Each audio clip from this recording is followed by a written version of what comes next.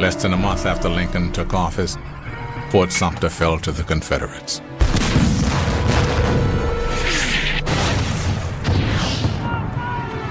Abraham Lincoln issues a call for federal troops to put down what he now is referring to as a rebellion.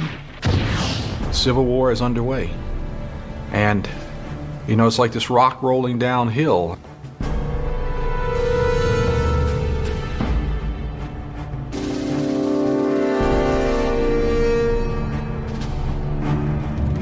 In late 1861, the Union regained control of some of the sea islands that stretched along the South Carolina coast. Robert Smalls could have seen the Union fleet offshore. Throughout the war, the Union fleet was visible from Charleston Harbor. So the sense of the impending possibility for freedom was in the mind of all of the slaves of the Low Country. When the war began, Robert Smalls' ship was called into Confederate service, and he was forced to continue working on board.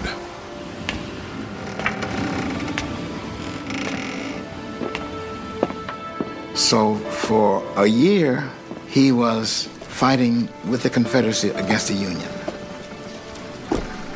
They laid mines in the harbor, they carried ammunition from one place to another, they carried troops, they were fighting a war. Smalls figured that he was fighting the war on the wrong side.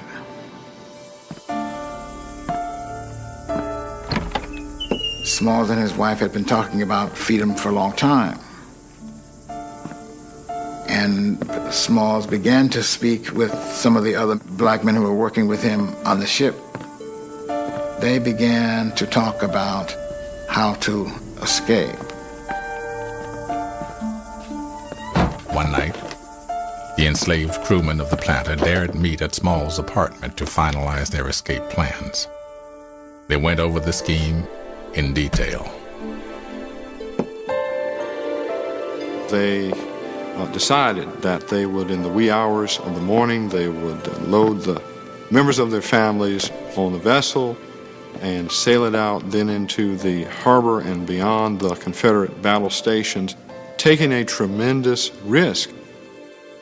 One man said, I'm not afraid of any of this for myself, but I'm afraid of what they will do to my wife and family back here if I participate. Smalls was very generous. He said, okay, on the condition that you not tell anybody about our secret, we'll let you go. So they let the man go. And then he said, this is very dangerous and we may be captured by the Confederates. And if they capture us, they will put us to death. So he said to them, I suggest that in case we are captured, we set dynamite to the boiler on the ship and blow it up, and blowing up ourselves at the same time. Better, he said, to take our lives into our own hands than to turn ourselves over to the Confederates. They all agreed.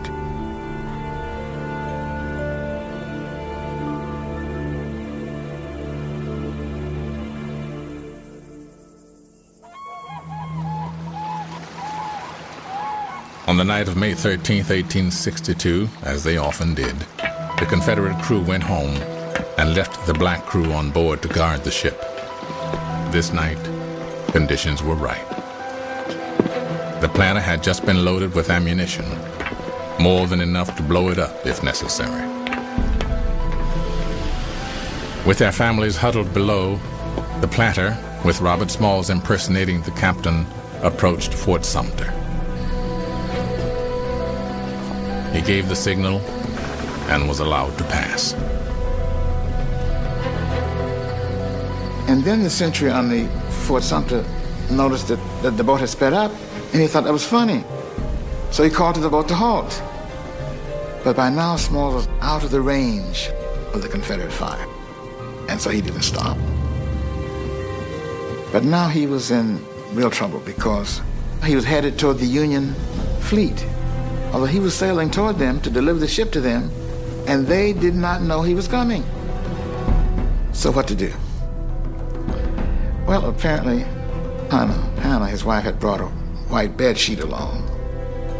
So Smalls ordered his men to take down the Confederate flag, take down the state of South Carolina flag, and put this white bed sheet up on the flagpole, which they did.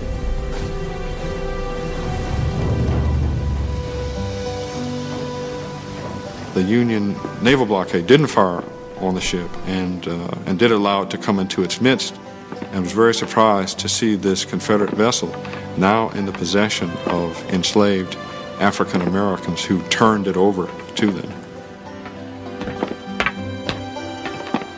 Smalls stepped up and said to the Union ship captain, "I'm Robert Smalls. I brought you the Planter. I thought it might be of some use to Uncle Abe." That's how the Planter became a Union ship and Smalls became free.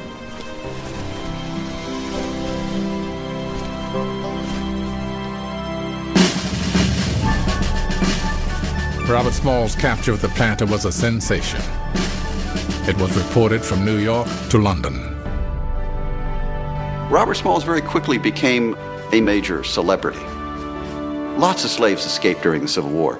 None of them escaped with as much enterprise or with as much Confederate property in their possession as Robert Smalls and the crew of the Planter. The Union Navy quickly learned that they were getting much more than just a new ship.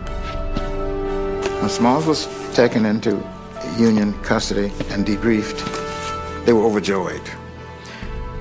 They knew that the ship was valuable, and as they debriefed Smalls, they learned how much he knew about the Confederate defenses, and that was even more valuable than the ship.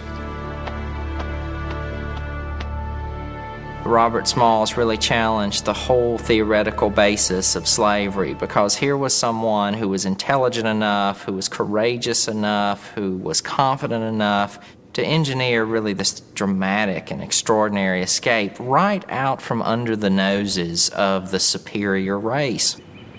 So there's this feeling that there has to be some sort of retribution for that, and so the state of South Carolina actually places a $50,000 bounty on his head. The bounty did not frighten Smalls. He was prepared to fight and joined the Union Navy as a non-commissioned pilot. As the war entered its second year, most Southern white men had been called into the Army. Many of the enslaved took this opportunity to flee.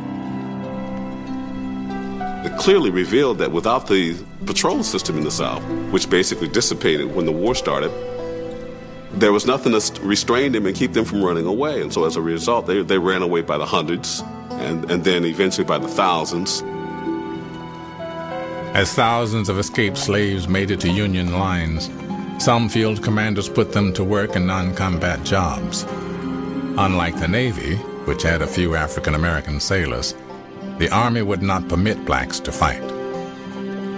From Lincoln's perspective, from the perspective of most Northerners, this is a white man's war for Union.